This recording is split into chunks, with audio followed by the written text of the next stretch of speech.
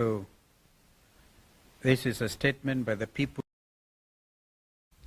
The Honorable Eugene Wamalwa, who probably Jeremiah Kioni, Secretary General of Jubilee, is with us. We also have former Governor Waititu, and we have senators here, as you can see. The Senate Minority Leader, Senator Fukitui, Nombua. We have ranking members like Mheshimiwa Member for Tamakali from Kitui Central. We have Senator Maanzo here, Senator Agnes Kavindu, and Mheshimiwa Mule, a ranking member. He's right here behind me, member for Matungulu. Mheshimiwa Kimilu, member for Kaiti. Where is Mheshimiwa Kimilu? He's right here. Yeah, I'm taller than him. Mheshimiwa Mawade, member for Embakasi South, and a team of MCAs from there. Mheshimiwa Mwalika. Where is Mheshimiwa Mwalika? Ah, that one is tall. It's okay. Member for Gitui Rural. Mheshimiwa, Philip Kisia, as you know, has effectively taken over as the CEO for a coalition. Mheshimiwa Philip Kisia is right there. And we have Speaker Kitui County, I've seen him. Kitui County Assembly, I've seen him. And MCAs from Kitui can also raise their hands. We've seen them. MCAs Nairobi. Yeah, well done. Machakos MCAs, I think there are some here. Very good. Actually, the reason I say that, because it's the tail end of my statement. I'll be talking about Honorable Farah Malam, and he's been a party member for WIPA. So you see a representative group of members of that party. Fellow Kenyans, let us first pay tribute to three immediate Kenyans who left their marks on our republic. Professor Abdallah S. Bujra passed away on January 7th, 2025. Professor Bujra was a gallant son of Kenya and Africa and made great contribution to African integration and leadership and cutting-edge thinking on African development. Like the late Professor Ali Mazrui, Professor Bujra was recognized and appreciated outside Kenya's borders more than within. He served the continent as the first full-time executive secretary of the Council for the Development of Economic and Social Research in Africa, one of the premier research institutions in our continent, as well as the Organization of African Union, OAU, as it then was, in various capacities, including as a CEO of the International Panel of Eminent Personalities between 1998 and 2000. He was a founding director of boards of Muhuri and Katiba Institute in Kenya. Russian Wara was an incredible writer who sadly passed away this week from a battle with cancer. Her words, printed and written every week in different publications, both home and abroad, left a lasting impression, speaking truth to the heart. Whatever the subject, Russian questioned and demanded accountability. She was one of a kind, and uncompromising and apologetic in Kenyan. Yesterday evening, we learned of the passing on of senior counsel, our sister Judy Thongori. Thongori was an accomplished and celebrated family and human rights lawyer in Kenya. The region, in Kenya, the region and the international stage. Gender equality and equity were her forte. She took on many cases pro bono and contributed to the intellectual input in the constitutional making process. I know the senior bar council have been on this, led by our the chairman of senior bar council, Fred Ojambo. And a lot is going in that space in celebrating the life of our sister senior counsel Judy Thongori. In their honor, let us have a minute silence.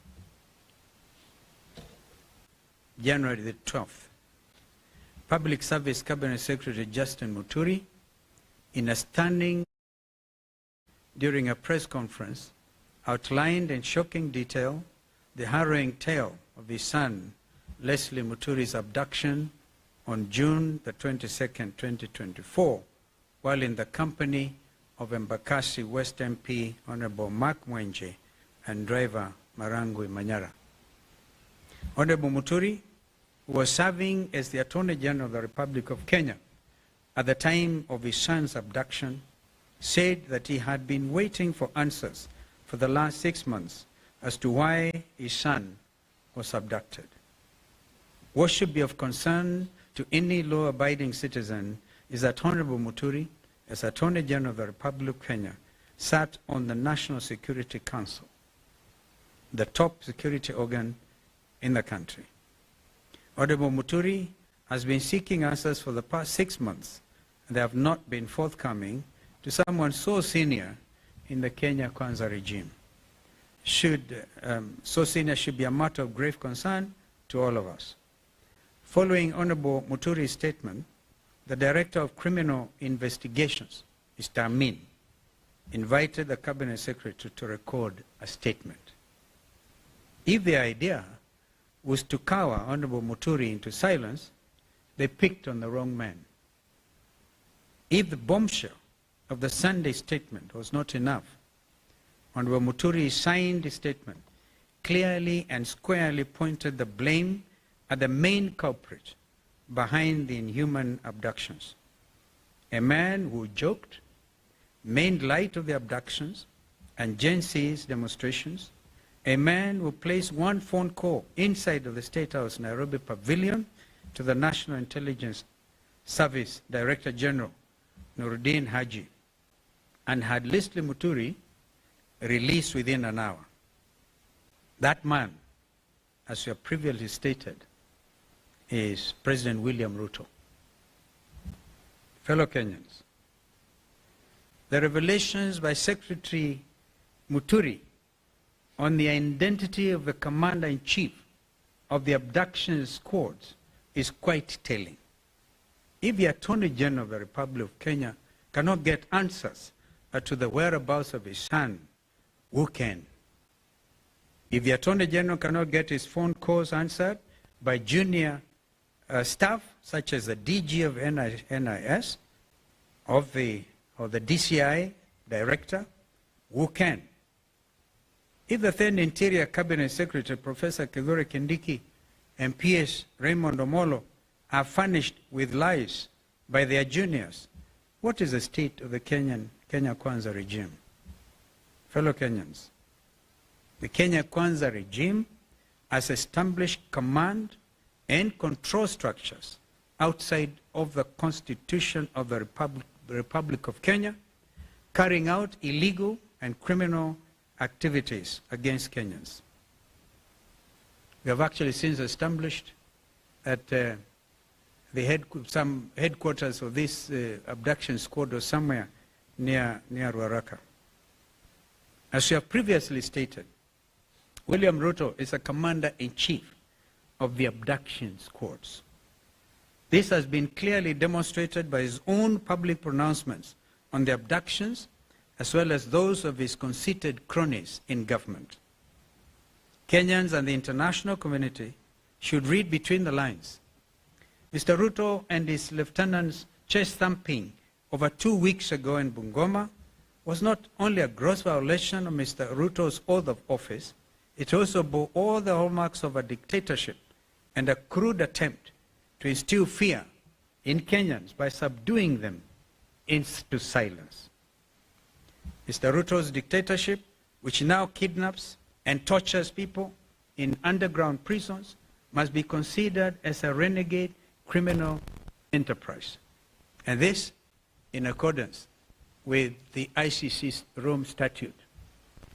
And for the avoidance of doubt,